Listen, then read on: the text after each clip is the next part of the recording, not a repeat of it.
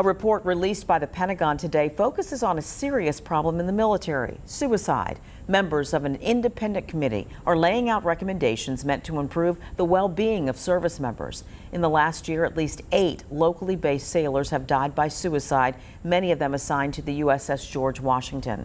Angelique Arentalk is live in the studio now with more on that report. Angelique?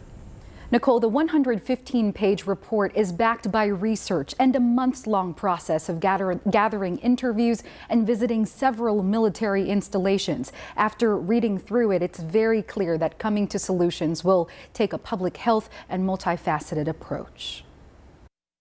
Even one suicide is too many. With a mission to prevent any more from happening, members of an independent committee list more than 100 recommendations. They want to, quote, improve service member well-being by improving operations and infrastructure. We must spare no effort in working to prevent suicide within our ranks.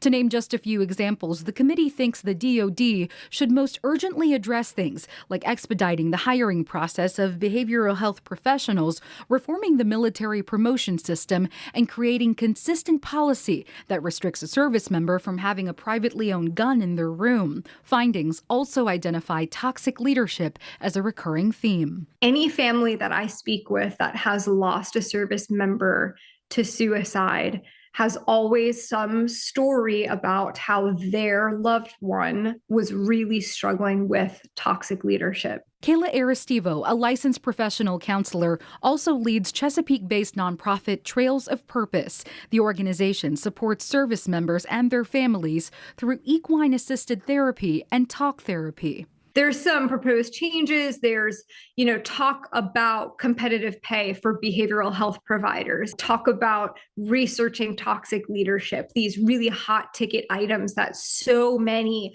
sailors are struggling with, so many service members are struggling with. And so I'm glad that there's an acknowledgement of it. But what happens next? What's the action? What's the task that comes from it?